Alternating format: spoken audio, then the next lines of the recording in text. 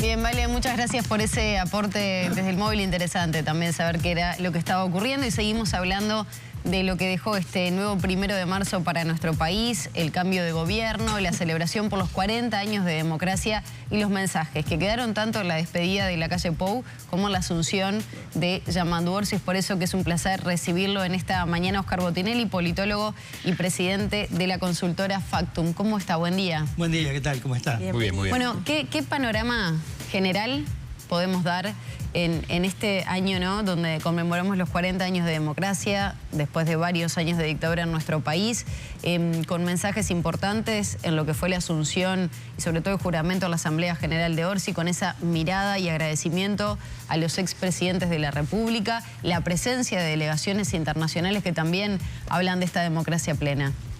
Bueno, por orden. Lo primero yo diría que el resumen que veo del mensaje oficial ante la Asamblea General, como de ese mensaje improvisado que tuvo algo improvisado, descontracturado, más familiar, llamémosle. En la plaza. En la Plaza Independencia. Es una palabra que alguien me señaló. Transmitió paz.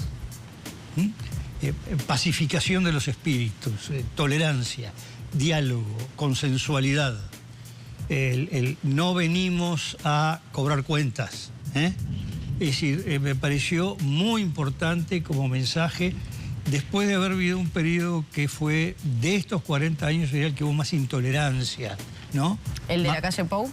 El periodo quiqueño que pasó. Intolerante. Sí, fue un periodo muy difícil. Ustedes vieron cómo se articulaban ataques en redes por toda opinión disidente. También había ataques contra el gobierno, o el presidente, extremadamente duros. Es decir, salimos de un momento muy crispado del país, donde de algunos lados hubo un criterio que lo maneja muchos los political consulting, que le dicen que las campañas electorales tienen que ser agresivas, agrediendo al otro. Bueno, no era el estilo Uruguay. Y hemos visto que vino mucha agresividad. Y Orsi como que vino a decir, bueno, vamos a tranquilizar las aguas, vamos a caminar en paz hacia adelante. Y mensaje para todos, porque cuando dice tampoco no venimos a cobrar cuentas, está dando un mensaje hacia adentro, ¿no? Que bueno, vamos a ver hacia adelante. Yo creo que ese fue un mensaje muy importante. Lo de 40 años de democracia fue muy importante, el señalar a todos los presidentes, a otras figuras no presidenciables. A mí me pareció, y lo digo analíticamente, que fue un detalle significativo que omitió la figura de Líber Seregni, que fue decisivo para que hubiera elecciones en noviembre de 1984 y para que hubiera instalación del nuevo gobierno el 1 de marzo. Si no, hoy estaríamos conmemorando los 30 años, 30 y poco, pero no los 40, y no sabíamos... ¿Debió haber estado mencionado en el discurso? Y parecería que sí, porque no hubiera... Ni había 40 años de democracia, ni había un frente amplio, que tembló mucho su sobrevivencia en los primeros años 80 y los últimos de los 70, y él fue decisivo en que se mantuviera. ¿Pudo haber sido antojadiza la omisión? No sé, eso sería para estudiarlo. ¿Por qué? El Frente Amplio también genéricamente ha bajado la simbología de Seregni. Pero señalo el hecho, me parece una omisión en un discurso que sí fue muy importante señalar uno por uno los presidentes de la República, incluyendo el presidente saliente. Es decir, esta democracia fue construida entre todos, es el mensaje, no es patrimonio del esfuerzo de uno solo, y resultó realmente significativo.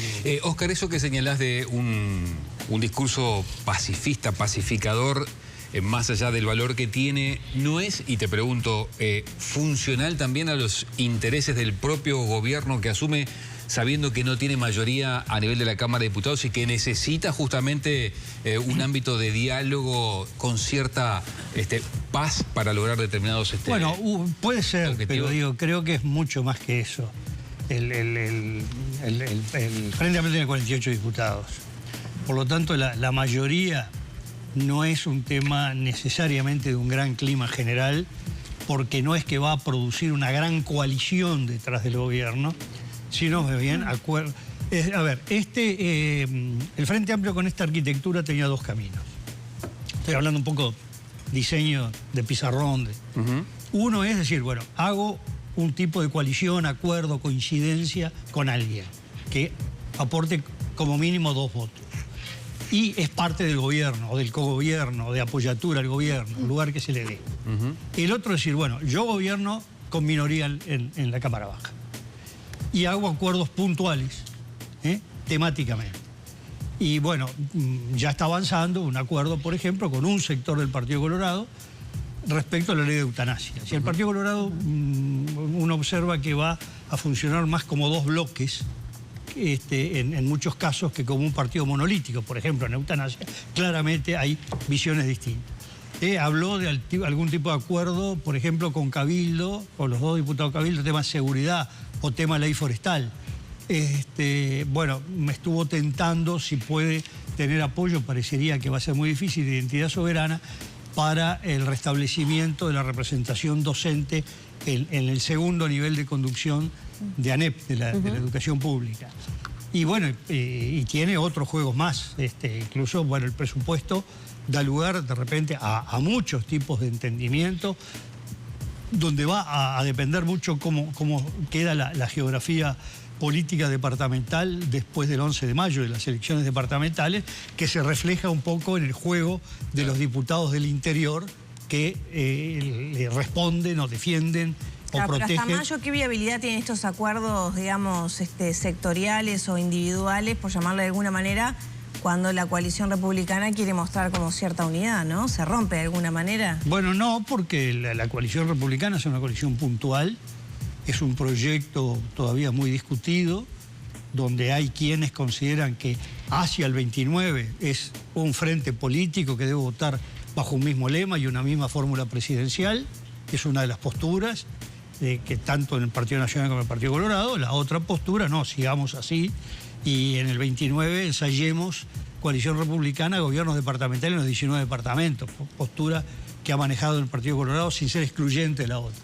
Entonces, la coalición republicana hoy por hoy, desde el punto de vista rígido, bueno, es la disputa electoral de Montevideo, Canelones y Salto, punto.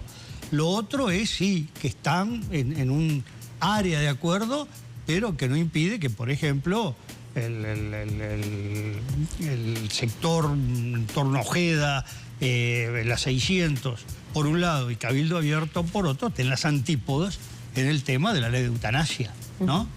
Entonces, eso creo que no fractura para nada. La coalición republicana tiene muchas diferencias en muchos temas, ¿no? Y eso precisamente ha llevado a que sea un proceso que podrá culminar, si hay voluntad de ir hacia conformar un bloque homogéneo, para el 29 o para el 34, ¿no? No se puede apurar. Yo creo que son temas distintos, ¿no?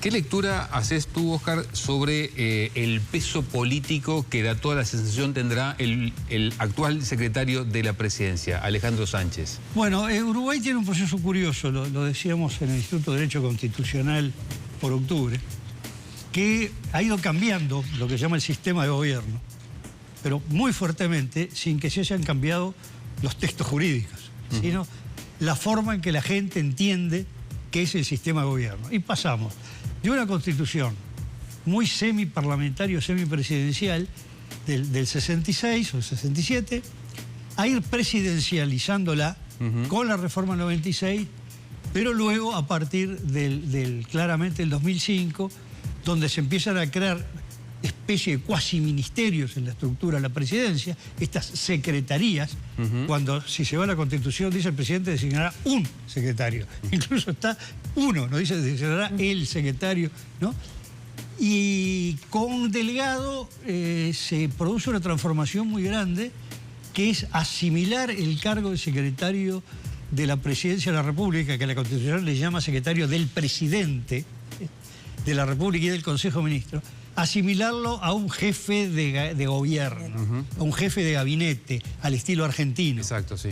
Algo parecido a un primer ministro. Y bueno, y esta figura que creó la calle Pou con Álvaro Delgado Bueno, quedó, se reproduce. Tanto que se da algo muy curioso. El secretario es una figura que no integra el Consejo de Ministros, que hace la secretaría, refrenda el acta, no tiene voz ni voto, y la segunda vez que un senador de la mayor importancia, delegado, que con la renuncia de la calle Pou, que era el senador 1 del Partido Nacional, renuncia para ser secretario de la Presidencia. Lo mismo el Alejandro Pachá Sánchez, número 1 del Frente Amplio, es decir, primero de la lista más votada, renuncia al Senado. Es decir, ya se pasa que la Secretaría de Presidencia pasa a ser más importante que estar en la Cámara de Senadores. Es claramente un diseño de cambio y va a ser claramente el gran, digamos, coordinador del gobierno. ¿Tiene más peso político Sánchez que Carolina Cose hoy? Bueno, desde el punto de vista del manejo del gobierno, sí. En general, la arquitectura política uruguaya hace que el vicepresidente sea una figura media descolgada. Primero, realmente eso de que sea presidente del Parlamento y número 2 del Poder Ejecutivo da una idea de que el Parlamento está por debajo del Poder Ejecutivo. Y en segundo lugar, que, por ejemplo, si el vicepresidente dice yo soy más que nada presidente del Parlamento, caso Enrique Tarigo, y se dedica a ser el que maneja el Parlamento y representa al gobierno del Parlamento y hace que las leyes caminen, tiene un gran rol desde el punto de vista ese. Pero Tarigo, a nivel de gobierno, sí tenía el peso personal y de secretario general del Partido Colorado, pero no era el número 2 de la parte ejecutiva. Esto va cambiando, sobre todo cuando a partir de Vázquez con Nino Boa empieza a haber un despacho del vicepresidente que antes no tenía. Y ya pasa a ser considerado como un miembro del Consejo de Ministros. Pero evidentemente es un rol que, salvo que sea alguien del propio cerno del presidente, le deja un papel lateral. Y normalmente la forma en que hay que hacer las fórmulas presidenciales hace que sea muy difícil que sea el del cerno del presidente. Claro, porque precisamente lo que se busca es que se combine. Claro, y no es el caso, y también uno se pregunta qué poder tendrá dentro del Parlamento, habida cuenta que tampoco representa la fuerza mayoritaria del Frente Amplio en el Parlamento. Bueno, ahí sí es probable que haya figuras como el caso del senador Daniel Caggiani y del ex senador, digamos, o senador renunciante Charles Carrera, que va a estar con despacho, siendo el coordinador parlamentario del MPP, de la 609, y que va a tener un rol decisivo. Y sin duda en la Cámara de Diputados, Valdomir, que es presidente de la Cámara, pero además que aparece como el 1 de la 609. Lo que pasa es que, claro, Carolina Cose representa su sector político por otro lado, y tiene una impronta propia hasta en agenda. Hay un conjunto de temas en que el grupo de Carolina Cose tiene posturas propias, claras, definidas, que va a impulsar, ¿no? Botinelli, le quiero consultar por lo que dejó este fin de semana en materia de reuniones bilaterales, ¿no? Y los mensajes que deja el canciller de la República, las delegaciones presentes, ese mensaje de alguna manera conjunto con el presidente alemán. ¿Qué significa para el país todo esto? Bueno, yo diría lo siguiente.